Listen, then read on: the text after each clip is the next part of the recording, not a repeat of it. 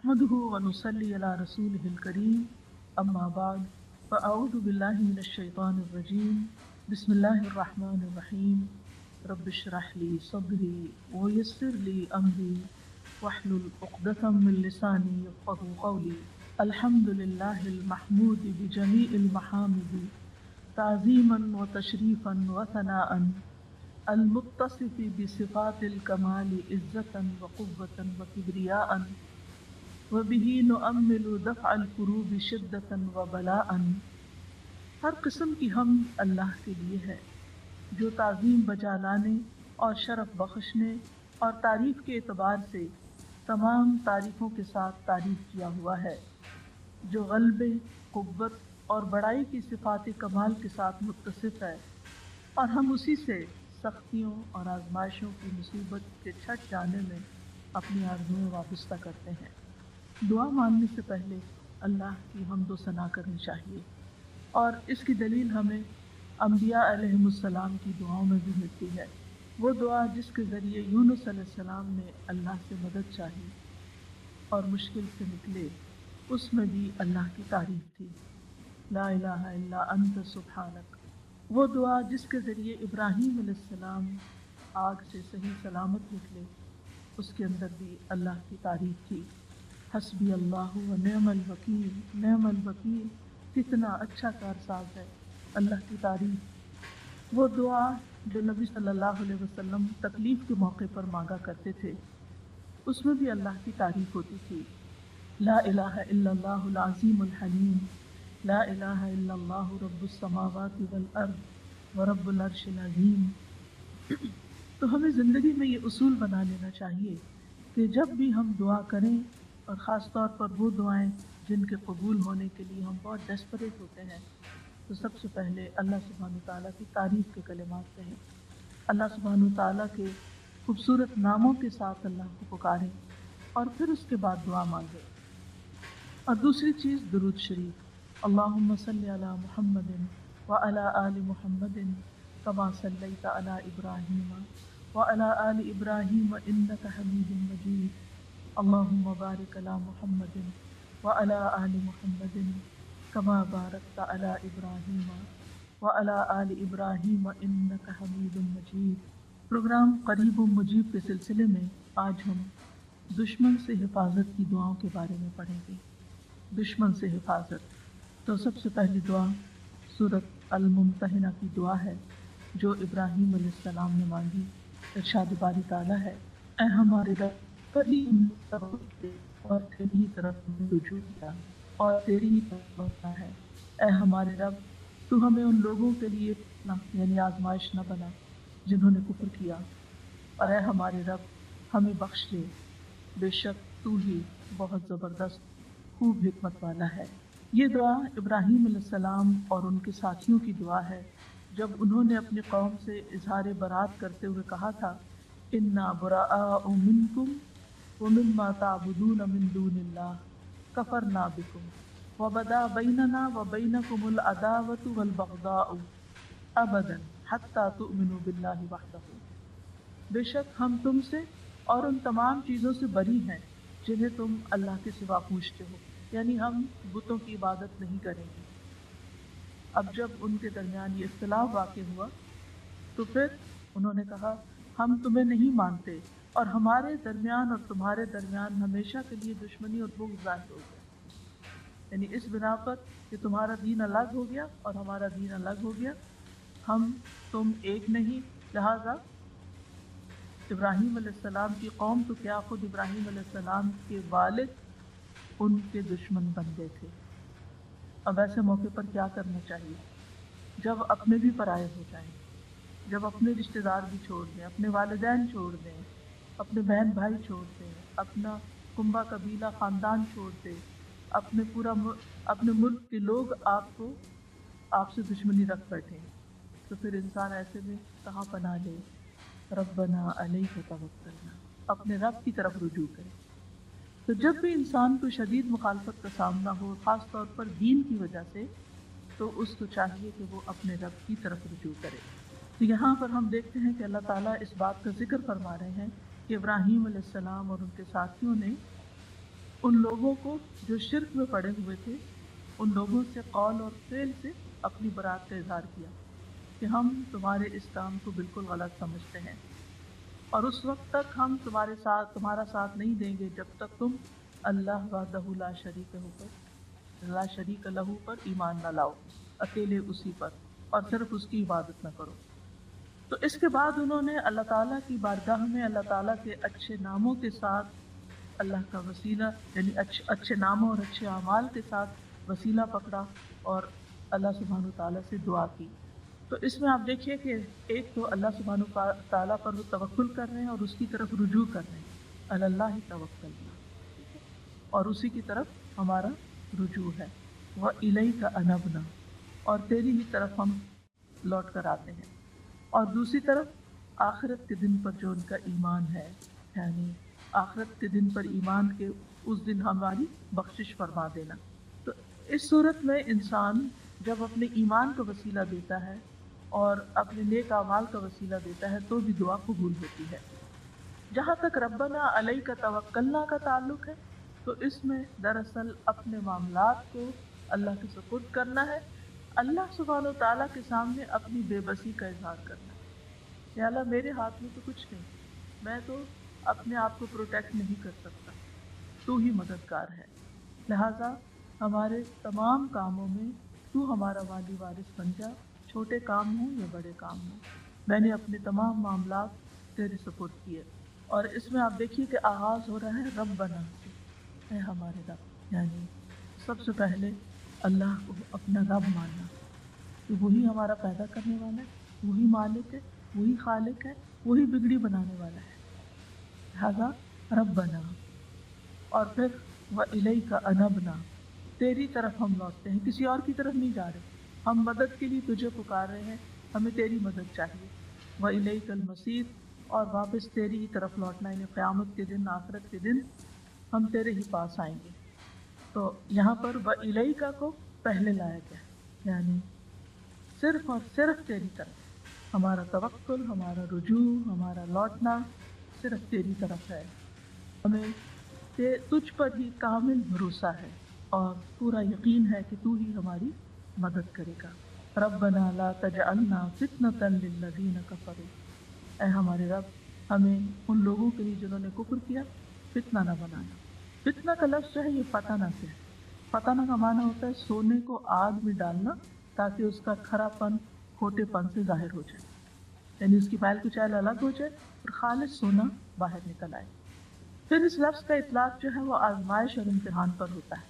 قرآن مجید میں فتنہ کئی معنوں میں استعمال ہوا ہے، فتنہ عذاب یا سزا کے معنوں میں بھی آیا ہے، اور مجاہد کہتے ہیں کہ اگر یہاں اس سے مراد عذاب ہو تو مطلب یہ ہے کہ اے اللہ ان کافروں کے ہاتھوں سے ہمیں عذاب نہ دینا اور نہ اپنی طرف سے عذاب دینا، ورنہ لوگ کیا کہیں گے کہ اگر یہ لوگ حق پر ہوتے تو باطل پرست ان پر غالب نہ آتے، اور اگر یہ لوگ سچے ہوتے تو اللہ کی طرف سے ان پہ عذاب نہ آتا۔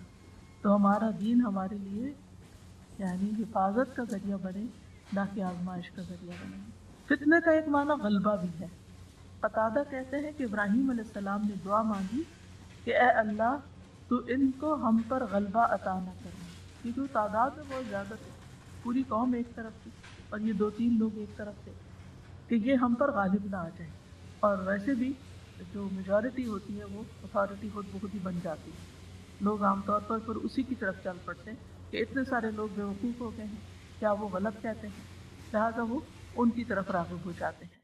تو یا رب ان کو ہمارے اوپر غالب نہ کرنا، ورنہ لوگ سمجھیں گے کہ یہی حق پر ہے۔ تو یہ دونوں معنی یہاں پر لیے جا سکتے ہیں۔ اور یہاں پر اگر آپ الفاظ پر غور کریں تو کہتے ہیں ربنا لا تجعلنا فتنة للذین کفروا، ہمیں کفر کرنے والے لوگوں کے لیے فتنہ نہ بنانا۔ سوال یہ ہے کہ کفر کرنے والے کو دوسرے لفظوں میں کافر کس طرح فتنہ بن سکتا ہے؟ کافر دو طرح فتنہ بن سکتا ہے، ایک فتنے میں ڈالنے والا اور دوسرا فتنے میں مبتلا یعنی ہونے والا۔ تو مراد یہاں یہ ہے کہ کافر ہم پر مسلط نہ ہو جائے، یعنی وہ فتنہ نہ بنے ہمارے لیے، فتنے میں نہ ڈالے، اور پھر یہ کہ دین پر عمل سے نہ ہمیں روک دیں، یا یہ کہ ہمیں ان سے کوئی خوف نہ ہو۔ اور اسی طرح مسلمانوں کے لیے کافر فتنہ نہ بنے، یعنی ان کی ترقی دیکھ کر، ان کی دنیا کی کامیابی، ان کے مال و متاع دیکھ کر مسلمان جو ہیں ان سے فتنے میں مبتلا نہ ہو، یعنی نہ ہم ان کے لیے فتنہ بنے اور نہ وہ ہمارے لیے فتنہ بنے۔ یعنی ہم ان کے لیے فتنہ کیسے بن سکتے ہیں؟ مغلوب ہو کر، یا یہ کمزور ہو کر، یا اس کے علاوہ جب مسلمان کوئی ایسا کام کرتے ہیں جو اسلام کے خلاف ہوتا ہے تو غیر مسلموں کو یہ کہنے کا موقع مل جاتا ہے کہ ہم اس ایسے دین سے رہے، ہمیں ایسا دین نہیں چاہیے، گویا ہم ان کو دین کی طرف آنے یا دین سے اٹریکٹ ہونے سے رکاوٹ بن جاتے ہیں، اور یوں ہم ان کے لیے فتنہ بن جاتے ہیں۔ نبی صلی اللہ علیہ وسلم نے بھی ایک دعا مانگی ہے، وَلَا تَجْعَلْ مُصِيبَتَنَا فِي دِينِنَا وَلَا تَجْعَلِ الدُّنْيَا أَكْبَرَ هَمِّنَا، کہ اے اللہ ہمیں ہمارے دین میں کوئی مصیبت نہ دینا، یعنی دین ہمارے لیے مصیبت نہ بنے اور ہم دین کے لیے ایسی مصیبت نہ بنے کہ لوگ دین کی طرف نہ آئیں ہماری بدعمالیوں کی وجہ سے۔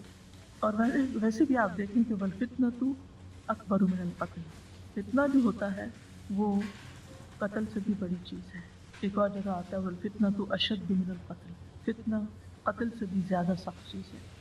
وَاغْفِرْ لَنَا رَبَّنَا، اے ہمارے رب ہمیں بخش دے، یعنی ہم نے جو غلط کام کیے ہیں ان پر ہماری بخشش فرما، یعنی ہم اپنی طرف سے دین پر چل رہے ہیں لیکن پھر بھی غلطیاں ہو رہی ہیں تو ہمیں معاف کر دے، اور ہماری غلطیوں کی وجہ سے تو ہم کو سزا نہ دینا، نہ دنیا میں نہ آخرت میں، اور ہمارے گناہوں پر پردہ ڈال دے۔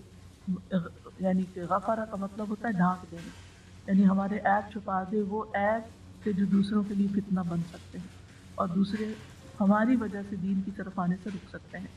اور اس میں آپ دیکھیے کہ اس دعا میں بار بار ربنا کی تکرار ہو رہی ہے، کہ اس سے انسان کے دل کو ایک سکون ملتا ہے، یعنی جب انسان اللہ تعالیٰ کو پکارتا ہے اور اللہ کے ناموں کے ساتھ پکارتا ہے تو یہ پکارنا بھی اس کے لیے سکون کا باعث بنتا ہے۔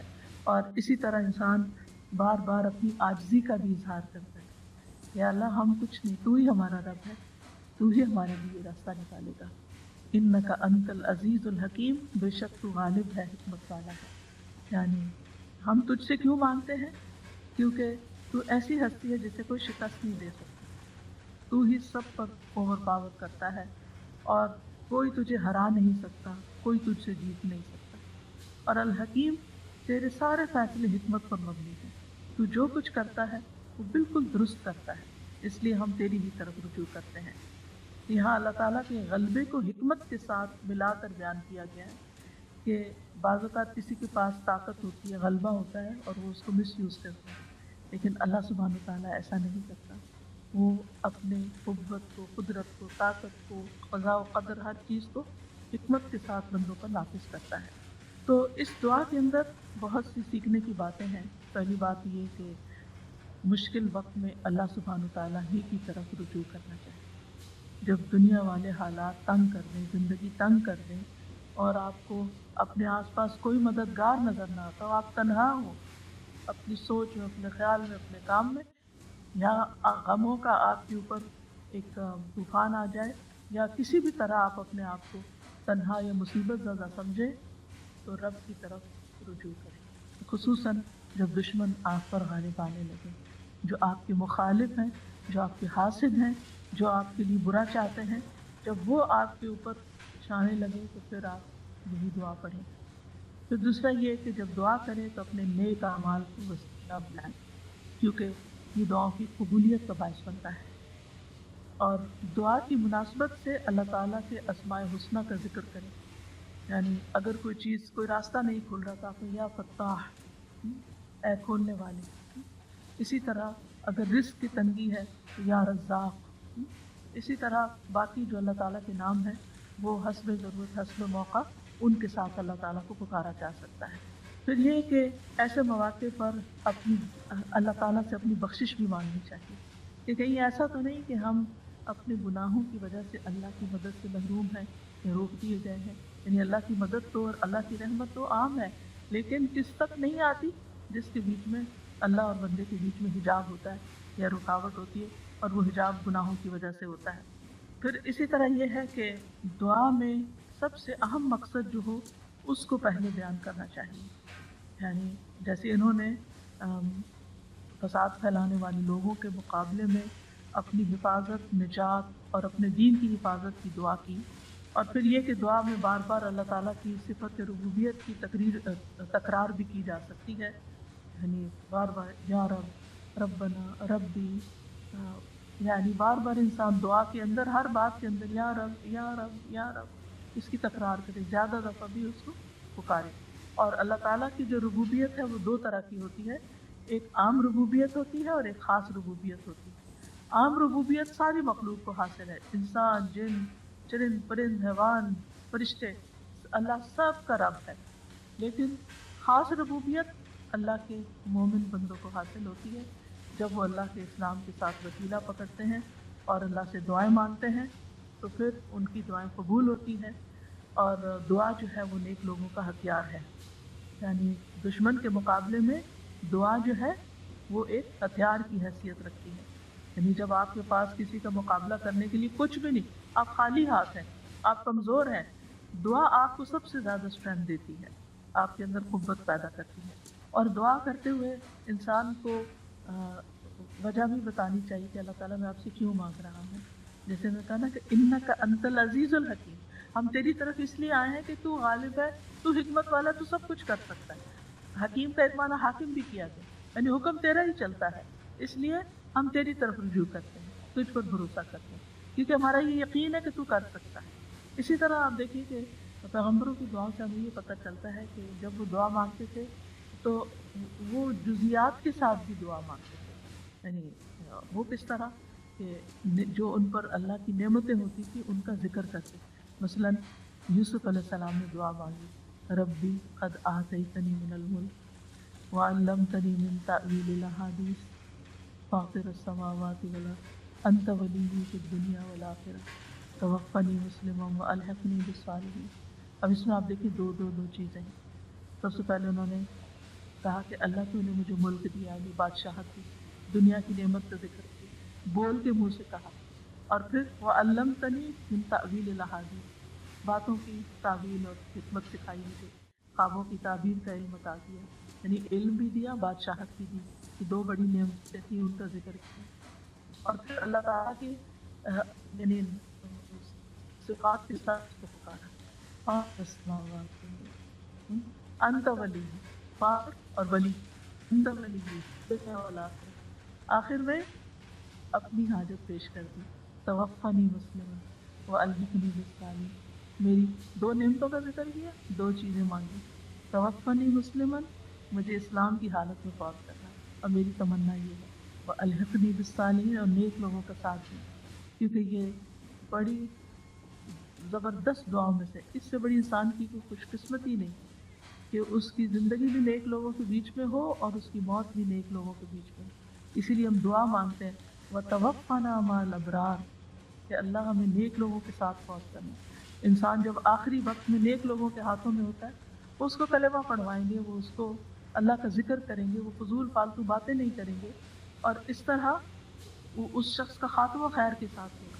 تو بہرحال کہنے کا مطلب یہ ہے کہ کبھی کبھی جب دعا مانگنی ہو نا تو کہا کر اللہ تو نے پانی پلایا، تو نے مجھے یہ چیز عطا کی، تو نے مجھے یہ علم دیا، مجھے سیکھنے کا موقع دیا، مجھے سکھانے کا موقع دیا، یا رب تو مجھے یہ نعمت بھی عطا کر دی. اور سب سے بڑی نعمت کہ حسن خاتمہ، زندگی جیسے بھی گزرے آخری وقت اچھا ہونا ہی خوش قسمتی کی علامت ہے، کہ خاتمہ بالخیر ہے. تو یعنی یہ ہماری دعاؤں میں سے خاص دعا ہونی چاہیے. تو دعا میں علت کو بیان کرنا، نعمتوں کا ذکر کرنا، ان نعمتوں پر شکر ادا کرنا، اور پھر اس کے بعد اللہ سے مانگنا، یہ اللہ تعالیٰ کو پسند ہے. اور پھر جو اللہ پہ توکل کرتا ہے اللہ اسے کافی ہو جاتا ہے. قرآن مجید میں آتا ہے وَمَن يَتَوَكَّلْ عَلَى اللَّهِ فَهُوَ حَسْبُهُ، جو اللہ پہ بھروسہ کرتا ہے اللہ اس کے لیے کافی ہو جاتا ہے. اور دعا مانگنے والے کو اللہ تعالیٰ کے نام بھی آنے چاہیے، اللہ تعالیٰ کی صفات کا پتہ ہونا چاہیے. اس لیے اگر ہم چاہتے ہیں ہماری دعائیں قبول ہوں تو ہم اللہ تعالیٰ کے اسماء و صفات کا علم حاصل کریں، کیونکہ وہ اشرف العلوم میں سے ہے، یعنی اس علم میں سے جو سب سے بہترین اور سب سے اعلیٰ علم ہے. کیونکہ جس نے اللہ کو پہچان لیا پھر ہی وہ اس کی عبادت کے اندر اس کا دل لگے گا اور محبت سے عبادت کرے گا، شوق سے دعا مانگے گا، پھر وہ اللہ تعالیٰ کے بارے میں بدگمانی نہیں کرے گا، اس کی دنیا اور آخرت دونوں اچھی ہو جائے گی۔ نیکسٹ دعا ہے، تو انہوں نے کہا اللہ ہی پر ہم نے توکل کیا، اے ہمارے رب تو ہمیں ان ظالم لوگوں کے لیے فتنہ نہ بنا اور تو ہمیں اپنی رحمت کے ساتھ کافر قوم سے نجات دے۔ یہ دعائیں موسیٰ علیہ السلام اور ان کی قوم کے نوجوانوں کی ہیں جو موسیٰ علیہ السلام پر ایمان لائے تھے۔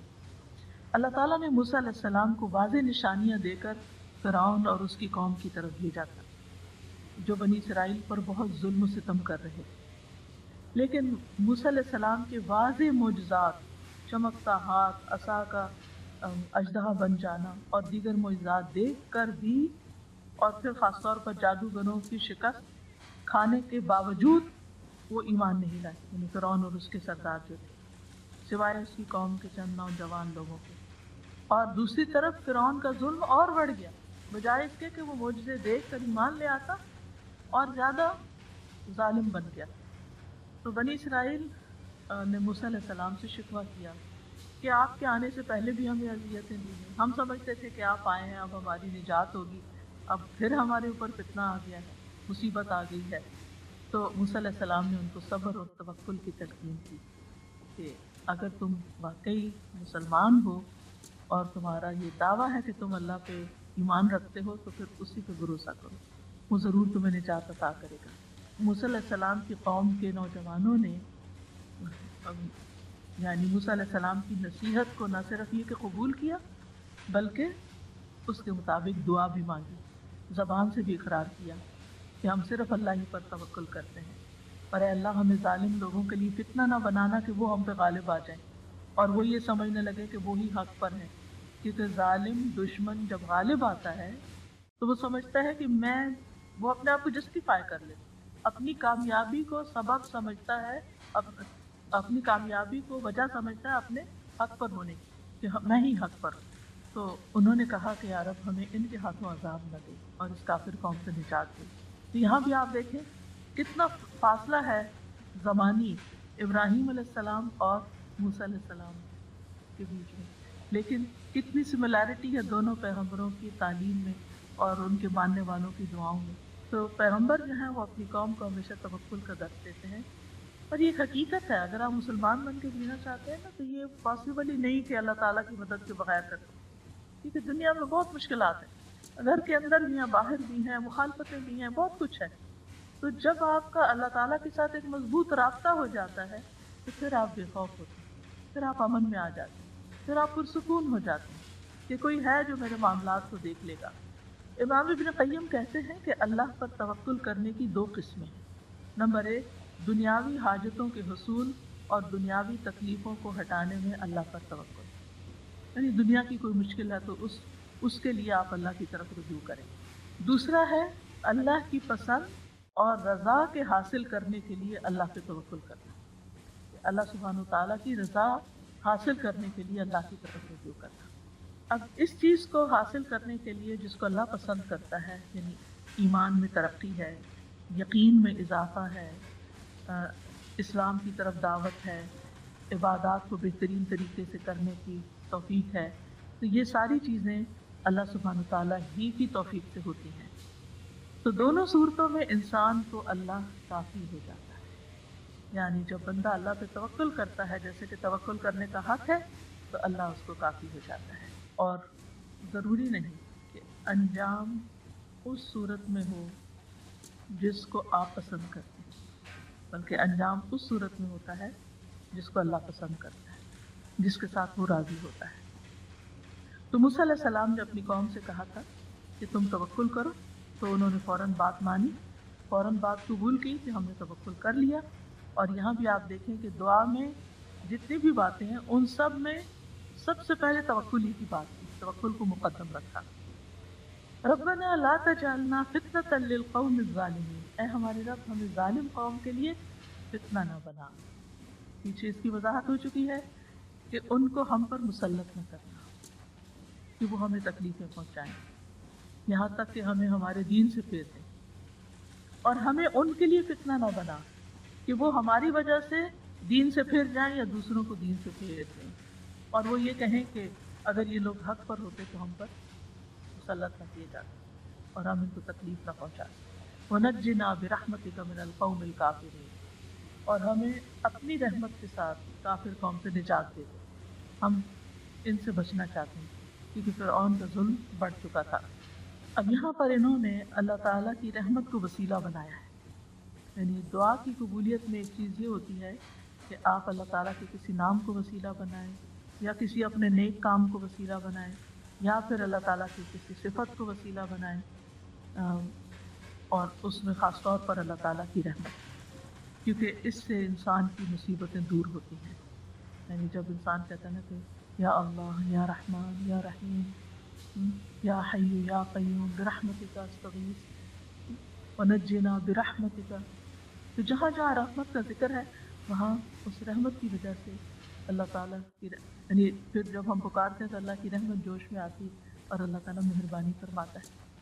اور اس میں بھی آپ دیکھیں کہ انہوں نے جان کی سلامتی نہیں مانگی کہ یا اللہ فرعون ہماری جان نہ لے لے، بلکہ کیا کہا، ہمیں نجات دے کافر قوم سے، یعنی ہمارے دین کو بچا دے۔ دین کی جو سلامتی تھی وہ مقدم رکھی۔ اگر جان بچ جاتی اور دین سلامت نہیں، جیسے کہ آپ دیکھیں کتنی ہی جگہوں پر آج کے دور میں بھی، اگر آپ کو معلوم ہو کہ چائنا میں مسلمانوں کے ساتھ کیا ہوا، فلپین میں کیا ہوا، برما میں کیا ہوا، اس کے علاوہ روسی جو ریاستیں تھیں پہلے مسلمان تھیں، یعنی مسلمان ریاستوں پر جب حملہ ہوا تقریباً 20 لاکھ ایک جگہ پر مار دیے گئے، اور جو بچے ان کو کوئی اجازت نہیں تھی کہ وہ اپنے گھر میں قرآن بھی رکھیں یا نماز پڑھیں یا داڑھی رکھیں یا حجاب پہنیں۔ اسپین میں مسلمانوں کے ساتھ کیا ہوا، یعنی یو نیم اٹ، ہم کبھی شکر ادا نہیں کرتے اس امن کی نعمت کا کہ اللہ نے دین اور جان اور ایمان سلامت رکھا ہوا ہے۔ ورنہ آج کے دور میں، اس صدی میں اور پچھلی صدی میں، اگر آپ اس ساری تاریخ کا جائزہ لیں کہ جہاں جہاں مسلمانوں پر جبر کر کے ان کو ان کے دین سے پھیرا گیا اور جو نہیں مانے ان کو ختم ہی کر دیا گیا، تو یہ بڑی اہم دعاؤں میں سے ہے، وَنَجِّنَا بِرَحْمَتِكَ مِنَ الْقَوْمِ الْكَافِرِينَ۔ تو اس دعا سے ہمیں یہ پتہ چلتا ہے کہ توکل جو ہے وہ ایمان کا تقاضا ہے۔ اگر آپ کا اللہ پر توکل ہے تو اس کا مطلب ہے کہ آپ کے اندر ایمان ہے، اور دعا کرنا جو ہے یہ توکل کے منافی نہیں کہ ہم نے اللہ پہ بھروسہ کیا تو بس، نہیں، ہم نے بھروسہ کیا ہے لیکن اس کے ساتھ ہم اللہ کی رحمت کو، اللہ کو پکارتے ہیں اس کی رحمت کا واسطہ دیتے ہوئے۔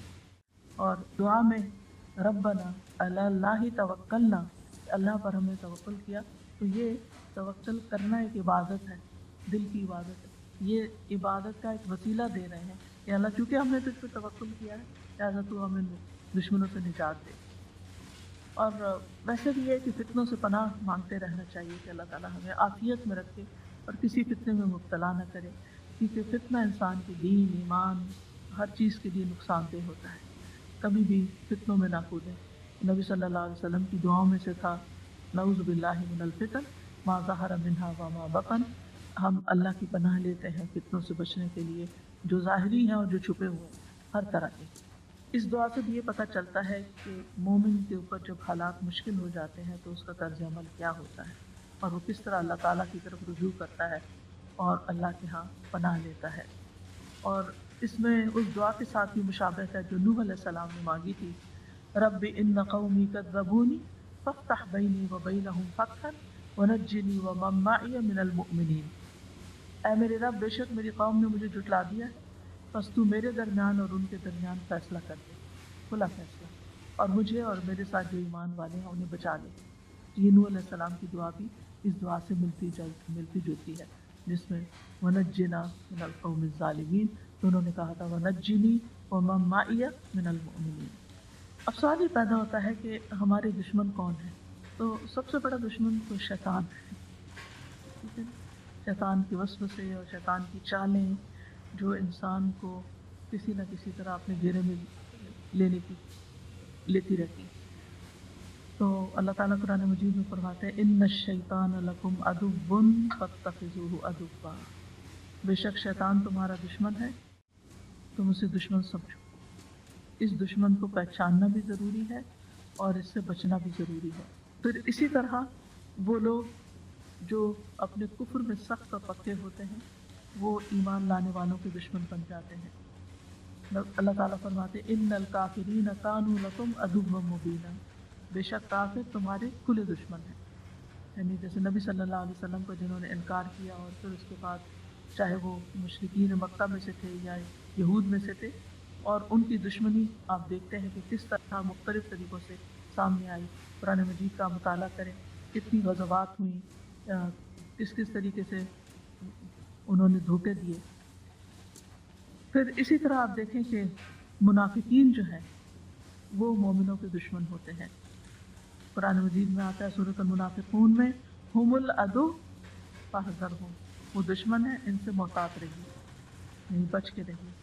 یعنی دشمن وہ ہوتا ہے جو ایک وہ ہوتا ہے جو سامنے آ کے حملہ آور ہوتا ہے، ایک وہ ہوتا ہے کہ جو چھپ کے حملہ کرتا ہے، جس سے انسان امن میں نہیں رہ سکتا، اس سے محتاط رہنا ضروری ہوتا ہے۔ اور پھر یہ ہے کہ کچھ ایسے ہوتے ہیں جو بظاہر آپ کے دوست بنے ہوئے ہوتے ہیں لیکن اندر سے وہ آپ کو کاٹ رہے ہوتے ہیں۔ تو جتنے بھی دشمن ہوں انسان کے، ان میں سے تین جو ہیں وہ شدید ترین ہیں، جیسے شیاطین جن، منافقین اور کفار۔ لیکن اس کے علاوہ انسان کے گھر میں بھی بعض اس کے دشمن ہو سکتے ہیں، جس کے بارے میں سورۃ تغابن میں آتا ہے ان من ازواجکم و اولادکم عدوا لکم فاحذروہم، اے لوگوں جو ایمان لائے ہو، بے شک تمہارے ازواج اور تمہاری اولاد میں سے بعض تمہارے دشمن ہیں، یعنی تمہارے اپنے ہی گھر میں تمہارے دشمن ہیں۔ اب وہ کس طرح کہ گھر والے ان سے تو ہم بڑی محبت کرتے ہیں لیکن بعض اوقات ان کی محبت ہمیں دین سے پھیر دیتی، دین سے دور کر دیتی۔ ان کی محبت میں بعض اوقات ہم غلط کام کرنے لگتے ہیں، بعض اوقات دوسروں پر ظلم و ستم کرنے لگتے ہیں۔ اب ایک چھوٹی سی مثال ہے، بہت چھوٹی، کہ جیسے ساس بہو کے جھگڑے میں چاہے بہو کا قصور ہو یا نہ ہو، اسی کو قصوروار بنا دیا جاتا ہے، اور بیٹا چاہے ظالم ہو، چونکہ بیٹا ہے، اپنا ہے، لہذا یعنی کہ غیر منصفانہ طور پر لوگ اس کا ساتھ دیتے ہیں۔ اب ویسے تو آپ بڑی اپنی محبت اس کا اظہار کر رہے ہیں لیکن آپ ایک غلط کام میں غلط چیز کا ساتھ دے رہے ہیں، اپنی عاقبت برباد کر رہے ہیں۔ پھر اسی طرح آپ دیکھیے کہ بعض اوقات انسان ان کے آرام، آسائش اور ان کی دنیاوی خواہشات کو پورا کرنے کے لیے حرام حلال میں تمیز نہیں کرتا، اور اس طرح وہ ہماری نجات کا سبب بننے کی بجائے الٹا مصیبت کا سبب بنتے ہیں۔ ناجائز کاموں کا انسان ارتکاب کر لیتا ہے۔ اور اسی طرح ازواج بھی بعض اوقات یعنی کچھ شوہر رشوت نہیں لینا چاہتے یا غلط کام نہیں کرنا چاہتے، لیکن بیویوں کے مطالبات ایسے ہوتے ہیں کہ جس میں انہیں مجبور ہو کر پھر حرام کی طرف قدم اٹھانا پڑتا ہے۔ اور بھی بہت سی چیزیں ہو سکتی ہیں۔ بہرحال جو دشمن سخت ترین دشمن ہیں اور جن سے ہر حال میں بچنا چاہیے، جس میں شیطان، شیاطین جن و انس ہیں، اور ایسے لوگ جو آپ کے دین کے دشمن ہیں، اور ایسے جو اوپر سے تو آپ کے ساتھ ہیں مگر اندر سے آپ کے جاسوس ہیں یا منافق ہیں یا اندر سے وہ مخلص نہیں ہیں۔ تو ان سب کے مقابلے کے لیے سب سے پہلا کام کرنے کا جو ہے وہ توکل ہے، کہ انسان اس چیز کے پیچھے نہ پڑا رہے، تجسس نہ کرتا رہے کون میرا دشمن ہے، کون نہیں ہے، کون میرے ساتھ ہے، کون میرے اس پہ نہ پڑے، بلکہ کیا کرے، اپنا معاملہ اللہ کے سپرد کرے۔ فوضت امری الی اللہ، اللہ تعالیٰ اپنے نبی کو فرماتے ہیں یا ایھا النبی حسبک اللہ ومن اتبعک من المؤمنین، اے نبی آپ کے لیے بھی اور ایمان لانے والوں کے لیے جنہوں نے آپ کی پیروی اختیار کی، اللہ کافی۔ آپ ان کا مقابلہ نہیں کر سکتے لیکن یہ اللہ کا مقابلہ نہیں کر سکتے۔ جب اللہ ان کو پکڑے گا تو پھر یہ آپ کو نقصان نہیں دے سکتے، اور جو اللہ پہ بھروسہ کرتا ہے اللہ اس کو کافی ہو جاتا ہے، اس کو پھر اللہ کے سوا کسی اور کی مدد کی ضرورت نہیں رہتی۔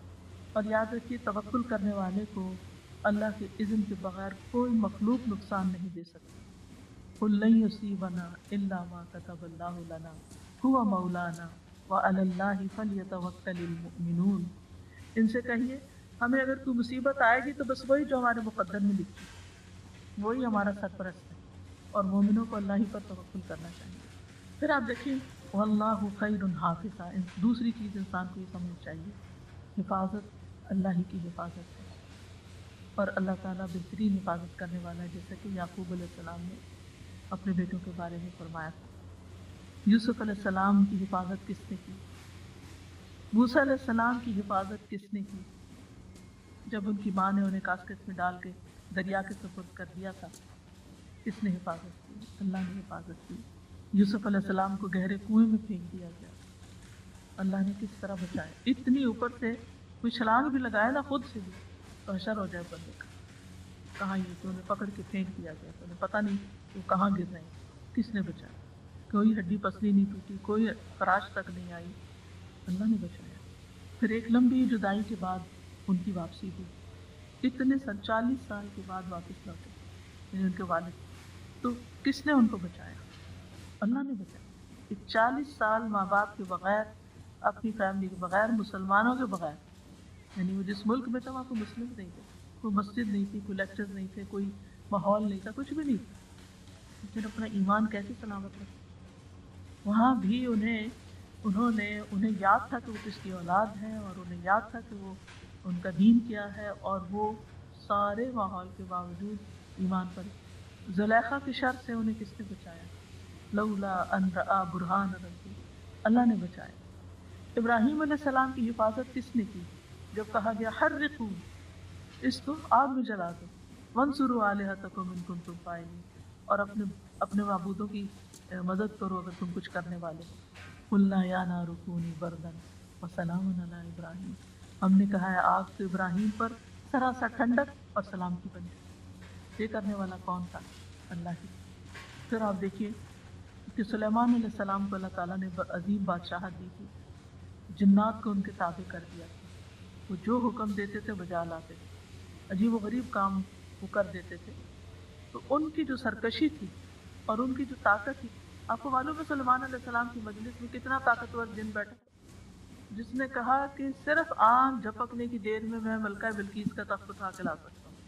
اتنے بڑے جن کو، یا وہ جو بھی مخلوق تھی، یعنی آج تک وہ اتنی سائنس اینڈ ٹیکنالوجی ترقی کر چکی، آج تک کوئی ایسی چیز ایجاد نہیں ہوئی کہ جو اتنی دیر میں اتنا بڑا تخت اتنی دور سے اٹھا کے آپ تک پہنچا دے۔ ٹھیک ہے آپ کے الفاظ ایک جگہ سے دوسری جگہ چلے جاتے ہیں، لیکن چیزیں نہیں جا رہی اس طرح، شاید آئندہ کبھی ایسے ہو، لیکن اتنے طاقتور جن سے سلیمان علیہ السلام کو کوئی خطرہ نہیں تھا۔ ہمیں تو کوئی سچی جھوٹی بھی کہہ دینا کہ اس عمارت میں جن ہے تو ہمارا خوف سے برا حال ہو جائے، لیکن سلیمان علیہ السلام ان سے کام لیتے تھے اور طاقتور جنوں سے کام لیتے تھے۔ پھر آپ دیکھیے کہ عیسیٰ علیہ السلام کی حفاظت کس نے کی؟ ان کو کس نے بچا کے اٹھا لیا جبکہ رومی سپاہی جو تھے وہ گھیرا ڈال چکے تھے، بچ نکلنے کی کوئی صورت نہیں۔ خود رسول اللہ صلی اللہ علیہ وسلم کو غار میں کس نے محفوظ کیا؟ الا تنصروه فقد نصرہ اللہ اذ اخرجہ الذین کفروا ثانی اثنین اذ ہما فی الغار اذ یقول لصاحبہ لا تحزن ان اللہ معنا، اللہ نے حفاظت کی تھی۔ تو اللہ اپنے بندوں کی ہر شر والی چیز سے حفاظت کرتا ہے، اور حفاظت اور پروٹیکشن اللہ سے مانگنی چاہیے۔ پچھلے دنوں ایک قصہ سننے کا اتفاق ہوا، اس کی صداقت تو اللہ ہی بہتر جانتا ہے، لیکن جو شخص بیان کر رہا تھا وہ بہت ہی یقین اور صداقت کے ساتھ کہ کس طرح امریکہ میں ایک تبلیغی جماعت آئی، اور وہ پیدل جماعت تھی، تو وہ کہیں نہ کہیں کسی کھلی جگہ ٹینٹ لگا لیتے تھے رات کو، اور پھر کبھی مسجد میں اور لوگوں کو اسلام کی دعوت دیتے تھے۔ تو وہ کہتے ہیں کہ وہ ایک چرچ کے باہر جو پارکنگ لاٹ ہوتی ہے وہاں انہوں نے خیمہ لگا لیا۔ تو یہ جو نریٹ کر رہے تھے فرسٹ ہینڈ سٹوری، یہ کہتے ہیں کہ میں نے جب دیکھا تو میں سخت پریشان ہو گیا، کیونکہ وہاں کا قانون یہ اجازت دیتا ہے کہ اگر کوئی ٹریس پاس کرے یا کوئی آپ کی پراپرٹی میں بغیر اجازت کے آ کے بیٹھ جائے تو آپ اس پہ گولی چلا سکتے ہیں۔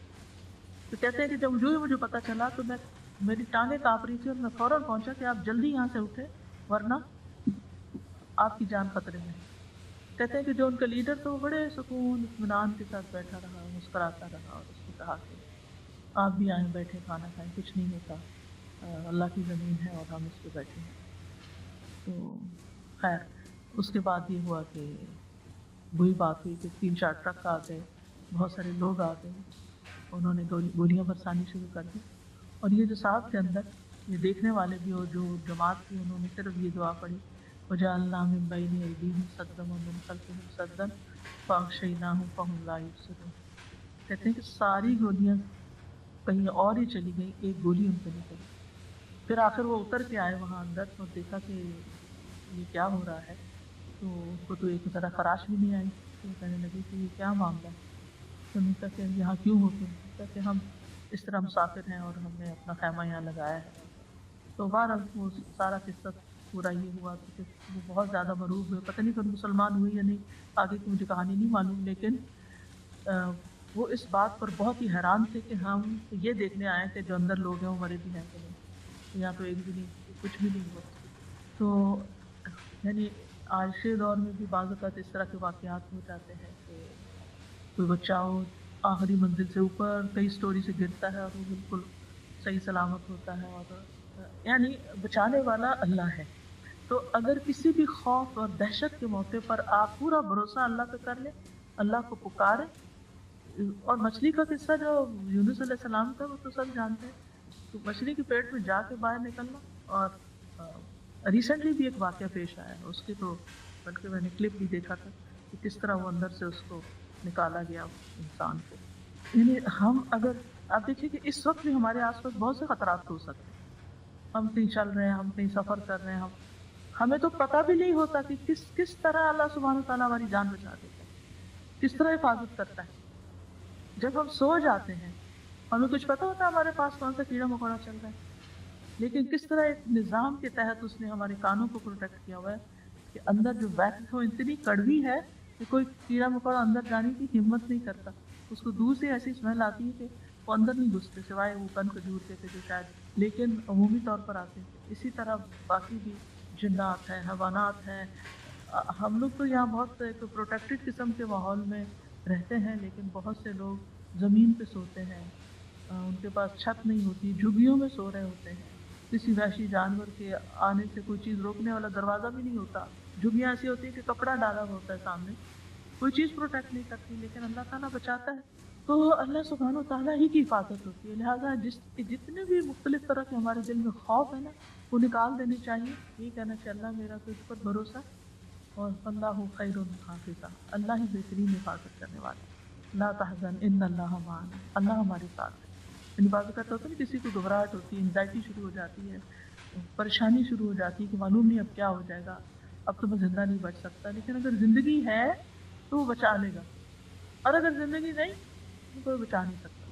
بعض لوگوں کو سانپ کاٹ جاتا ہے اور وہ نہیں مرتے کیونکہ اللہ بچاتا ہے، ابھی زندگی ہے. بعض لوگ آپ دیکھیں کہ کتنی دور تک بیماری میں چلے جاتے ہیں کہ ڈاکٹر جواب دے دیتے ہیں اور زندگی ہوتی ہے تو پھر سانس پڑ جاتے ہیں، پھر لوٹ آتے ہیں. قرآن مجید میں آتا ہے لہو معقبات من بین یدیہ ومن خلفہ یحفظونہ من امر اللہ. ہر شخص کے آگے اور پیچھے اللہ کے مقرر کردہ نگران ہوتے ہیں جو اللہ کے حکم سے اس کی حفاظت کرتے ہیں. مجاہد کہتے ہیں کہ ہر انسان پر ایک فرشتہ مقرر ہے جو نیند کی حالت میں اور جاگتے ہوئے اس کی جنات، انسانوں اور کیڑے مکوڑوں سے حفاظت کرتا ہے، سوائے اس چیز کے جس کی اللہ نے اجازت دی تو وہ پہنچ کے رہتی ہے. یعنی اگر کوئی نقصان دینے والی چیز نے آنا ہے وہ آ جائے گی، لیکن ادروائز حفاظت کے لیے اللہ نے بتا دیا کہ فرشتے مقرر ہیں. کعب احبار کہتے ہیں اگر اللہ عز و جل نے تم پر فرشتے مقرر نہ کیے ہوتے جو تمہارے کھانے، تمہارے پینے، تمہارے پردے کی چیزوں میں تمہارا دفاع نہ کرتے تو یقیناً جن تم کو اچک کے لے جاتے. تو اللہ تعالیٰ فرشتوں کے ذریعے حفاظت کرتا ہے. اور خاص طور پر آپ دیکھیں کہ نبی صلی اللہ علیہ وسلم کی کس طرح حفاظت کی کہ ابو جہل نے کیا کہا تھا کہ اگر میں نے محمد کو دیکھا صلی اللہ علیہ وسلم کہ وہ کعبہ کے پاس نماز پڑھ رہے ہیں تو میں ان کی گردن رون دوں گا. تو اسے کہا گیا کہ وہ محمد ہے، وہ کہنے لگا مجھے تو نظر نہیں آ رہے. تو رسول اللہ صلی اللہ علیہ وسلم نے فرمایا اگر وہ ایسا کرتا تو فرشتے سب کے سامنے اسے پکڑ لیتے، اور جب اسے بتایا گیا کہ اس ڈائریکشن میں اور اس نے آنے کا ارادہ کیا تو اس کو آگ نظر آئی وہاں سامنے، وہ کوئی نقصان نہیں دے سکتا. تو اللہ سبحانہ تعالیٰ کی جو حفاظت ہے اس میں ابن رجب کہتے ہیں کہ اللہ تعالیٰ دو طرح بندوں کی حفاظت کرتا ہے. ایک ان کی دنیا کی مصلحتوں کی حفاظت، جیسے ان کے جسم، جان، مال سب کی حفاظت، اور جیسے دشمنوں کے خلاف حفاظت، اور دوسرے ان کے دین ایمان کی حفاظت. یعنی ایک دنیا کی حفاظت دنیاوی چیزوں کی، اور ایک دین ایمان کی حفاظت. تو دین ایمان کی حفاظت جو ہے اس میں جیسے دل کو شبہات اور شکوک و شبہات سے بچاتے ہیں، کیونکہ وہ دل میں اگر دین کی کسی بھی چیز کا شک آ جائے تو نفاق کی طرف لے جاتا ہے۔ فی قلوبہم مرض، کس کے بارے میں کہا گیا؟ منافقین۔ تو شکوک و شبہات جو ہے یہ ایک بیماری ہوتی ہے، اور ایسے لوگ پھر منافقت کی طرف چل جاتے ہیں۔ پھر اسی طرح شہوات، خواہشات، اگر دل میں وہ پیدا ہو جائے تو وہ بھی انسان کو دین میں پھر انسان کمپرومائز کرنے لگتا ہے۔ تو اللہ سبحانہ وتعالیٰ انسان کو وسوسوں سے بچاتا ہے، انسان کے ایمان کو مضبوط کرتا ہے، اور اسی طرح اللہ تعالیٰ بندوں کی عقل اور قوت کی حفاظت بھی کرتا ہے، صحت کی حفاظت کرتا ہے۔ بعض سلف صالحین کہتے ہیں کہ عالم کی عقل زائل نہیں ہوتی۔ ابھی ریسنٹلی وہ نسیم بہن کی ڈیتھ ہوئی ہے، ماشاءاللہ حافظ قرآن تھی، یہیں کی گریجویٹ تھی، الہدا سے انہوں نے کیا تھا۔ تو سیٹرڈے کو ان کی وفات ہوئی، اور وفات کے وقت ماشاءاللہ ان کی بہنیں، ان کے دوست ان کے پاس تھیں، تو بتا رہے ہیں کہ تھوڑی دیر پہلے تک بھی وہ باتیں کر رہی تھیں، معافی مانگ رہی تھی اور باتیں کر رہی تھی، کلمہ پڑھ رہی تھی، استغفار کیا، توبہ معافی کی، یعنی آخری لمحے تک ان کی عقل سلامت تھی، یعنی کہ حالانکہ کافی ایجڈ بھی تھی اور بہت عرصے سے شدید بیمار بھی تھی۔ بندہ بیمار ہو تو اس کی ویسے ہی عقل کام نہیں کرتی، اتنی تکلیف میں ہو، ہر 2 گھنٹے بعد مارفین لگ رہی تھی، لیکن اس پین میں بھی اور درد میں بھی کلمہ بھی نصیب ہوا، بے ہوش نہیں تھی، صحیح سلامت عقل کام کر رہی تھی۔ یہ اللہ کی دی ہوئی حفاظت ہوتی ہے، اور یہ اللہ کے کلام کی برکت سے ہوتی ہے۔ جتنا زیادہ آپ قرآن پڑھتے ہیں، ذکر کرتے ہیں، تو اللہ سبحانہ وتعالیٰ اسی طرح آپ کی حفاظت فرماتے ہیں۔ جی ایک رات پوری ان کو نیند نہیں آتی تھی، رات بھر قرآن پڑھتی رہی، 16 پارے ان کے ہو گئے۔ پھر آپ دیکھیے کہ تو بعض علماء کہتے ہیں کہ جو قرآن کو حفظ کر لیتا ہے اور جمع کر لیتا ہے اس کی عقل قائم رہتی ہے، یعنی اللہ تعالیٰ اس قرآن کی، کیونکہ اس کے سینے میں قرآن ہے تو اس کی عقل کو زائل ہونے سے بچا دیتا ہے۔ ابو طیب الطبری جو تھے 100 سال کی عمر سے آگے بڑھ گئے تھے، یعنی 100 پلس ہو گئے تھے، لیکن وہ اپنی عقل اور قوت سے فائدہ اٹھا سکتے تھے۔ ایک دن انہوں نے کشتی سے زمین پر قوت سے چھلانگ لگائی، تو ان کو اس پر ملامت کی گئی کہ آپ کو ایسے نہیں کرنا چاہیے۔ تو انہوں نے کہا یہ وہ اعضاء ہیں جن کی ہم نے بچپن میں نافرمانیوں سے حفاظت کی، تو اللہ نے ہمارے لیے ہمارے اعضاء کی بڑھاپے میں حفاظت کی۔